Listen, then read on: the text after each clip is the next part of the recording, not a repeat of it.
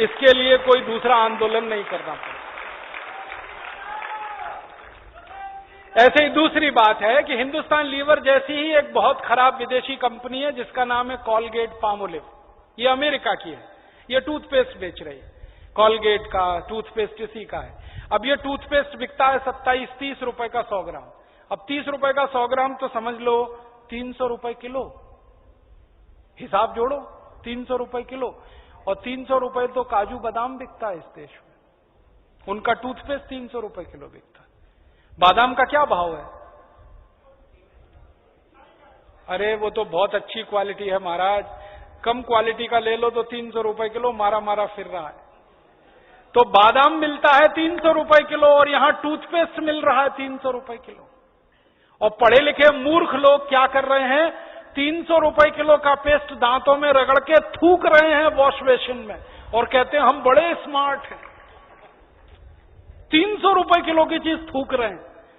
150-200 रुपए किलो का देशी घी रोटी पे लगा के खा रहे हैं। 300 रुपए किलो का पेस्ट थूक रहे हैं वॉश बेसिन में और कहते हैं हम बड़े स्मार्ट हैं। तो मैं उनसे कहता हूं और स्मार्ट बनो भाई। तो कहते हैं क्या करें? मैं कहता हूं ये 300 रुपए किलो का पेस्ट थूकते क्यों हो भाई? रोटी पे लगा लगा के खा लो इसको, क्योंकि घी से महंगा है। आप ये मूर्खता मत करना। ये 300 रुपए किलो का पेस्ट मुंह में क्यों लगाना? बंद करो, इसको खत्म करो। Colgate, Closeup, Pepsodent, Cibaca, foreign, हजारों करोड़ रुपए देश का नुकसान है। तो आप बोलोगे फिर दांत कैसे साफ करें? दांत साफ करने के लिए स्वदेशी टूथपेस्ट है कि नहीं? अपना दंत कांति है पतंजलि योगपीठ का तो, और नहीं तो दंत मंजन है, दिव्य दंत मंजन है, और नहीं तो और स्थानीय दंत मंजन है, लाल दंत मंजन, काला दंत मंजन, ये दंत मंजन, वो 20 तरह के दंत मंजन गांव गांव में है। और उससे भी अच्छी नीम की दातून है, tax free, cost free, side effect नहीं है, एक्सपायरी डेट कुछ भी नहीं है क्या? जिस गांव में है वहीं तोड़ के कर लो, बबूल की कर लो, कीकर की कर लो, आम की दातुन होती है, पाकड़ की दातुन होती है, अमरूद की दातुन होती है, 12 तरह के वृक्षों से दातुन होती है। तो दातुन कर लो, दंत मंजन कर लो, अपना दंत कांति कर लो। ये विदेशी पेस्ट, कॉलगेट, क्लोजअप सब बंद। हजारों करोड़ रुपए बचाना है देश का। उससे दांत अच्छे भी रहेंगे, स्वस्थ भी रहेंगे। आपको मालूम है दांत साफ करने के पीछे 2 उद्देश्य हैं। एक तो दांतों में जो अन्न कण फंसे ना ये निकल जाएं, दूसरा मसूड़ों की मालिश हो। मसूड़ों की मालिश होती है तो मसूड़ों में खून का प्रवाह तेज होता है, और खून का प्रवाह तेज होगा तो मसूड़े मजबूत होंगे, और मसूड़े मजबूत हों तभी दांत मजबूत हो सकते हैं, अन्यथा दांत मजबूत होने का रास्ता नहीं है।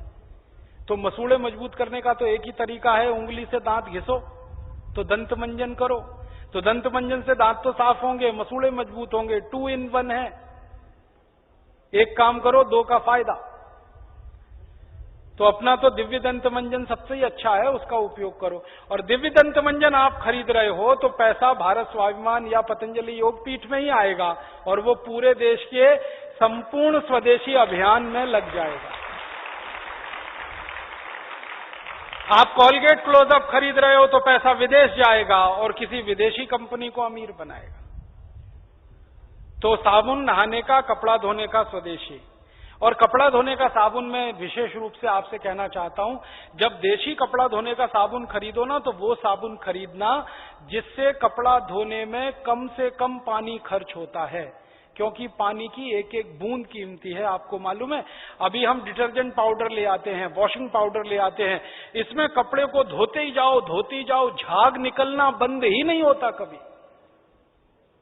और आपको मालूम है, झाग निकला हुआ पानी जब हम नाली में डाल देते हैं, नाली से ये पानी कहीं खेतों में पहुंच जाता है, पूरी मिट्टी को खराब करता है, क्योंकि इसमें इतने केमिकल हैं जो मिट्टी को खत्म कर देते।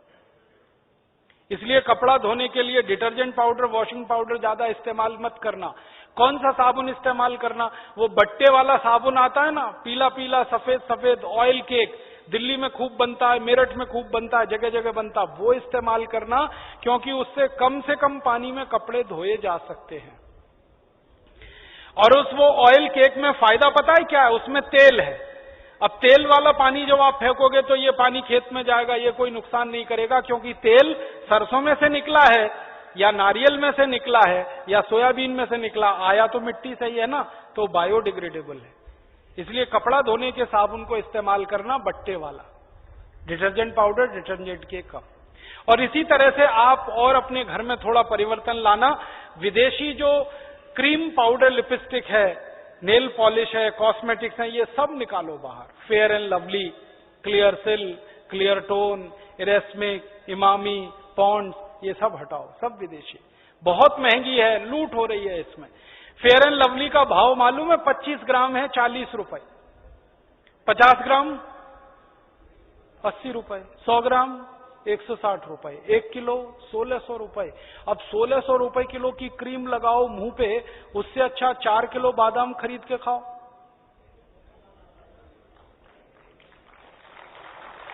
अकल लगाओ ना अपनी। अब 1600 रुपए किलो की क्रीम लगाओ जिससे कुछ नहीं होने वाला, उससे अच्छा 4 किलो बादाम खरीद के खाओ। क्योंकि ये फेयर एंड लवली लगा के कोई गोरा नहीं हुआ आज तक। अगर हो जाता तो अफ्रीका वाले क्यों काले हैं? मैंने लगा के देखा था एक भैंस को 4 साल फेयर एंड लवली, अभी भी काली की काली ही है। दुनिया में कोई आदमी फेयर एंड लवली लगा के गोरा हुआ नहीं, और होने की दूर दूर तक संभावना नहीं। क्योंकि जो आदमी काला और गोरा होता है ना, उसका सिद्धांत ही अलग है। हमारे खून में एक केमिकल होता है, उसका नाम है मेलेनिन। जब मेलेनिन की मात्रा बढ़ जाती है तो शरीर काला पड़ जाता है। जब मेलेनिन की मात्रा कम हो जाती है शरीर गोरा हो जाता है। और जब मेलेनिन की मात्रा ना बढ़ती है ना घटती है, सामान्य रहती है, तो शरीर सांवला होता है। हम सब हिंदुस्तानी सांवले हैं, क्योंकि मेलेनिन ना ज्यादा है ना कम है, और आदर्श स्थिति यही होती है। और ज्यादा गोरा होने के चक्कर में मत फंसो। मैं आपको एक कहानी सुनाता हूं। हमारे देश के एक राष्ट्रपति थे, डॉक्टर राधाकृष्णन, सुना? जब वो राष्ट्रपति बनने के बाद पहली बार लंदन गए तो अंग्रेज पत्रकारों ने उनको चिढ़ाने के लिए एक सवाल पूछ लिया। सवाल क्या पूछा? डॉक्टर राधाकृष्णन से पूछा गया लंदन प्रेस कॉन्फ्रेंस में कि आप हिंदुस्तानी लोग काले क्यों होते हैं? राधाकृष्णन जी ने इतना सुंदर जवाब दिया, वो आप सबको देना। उन्होंने कहा हम हिंदुस्तानी काले नहीं होते, कुछ और होते हैं। तो उसने कहा क्या होते हैं? तो उन्होंने एक कहानी सुनाई। उन्होंने कहा भगवान ने रोटी बनाई, भगवान जी ने रोटी बनाई तो रोटी कच्ची रह गई, वो खाके तुम सब अंग्रेज पैदा हो गए। भगवान जी ने फिर एक रोटी बनाई और वो जल गई, उसको खाके ये सब अफ्रीकी पैदा हो गए। और फिर भगवान जी ने एक तीसरी रोटी बनाई जो ना कच्ची रही ना जली, बराबर सिकी, उसको खाकर हम हिंदुस्तानी पैदा हुए।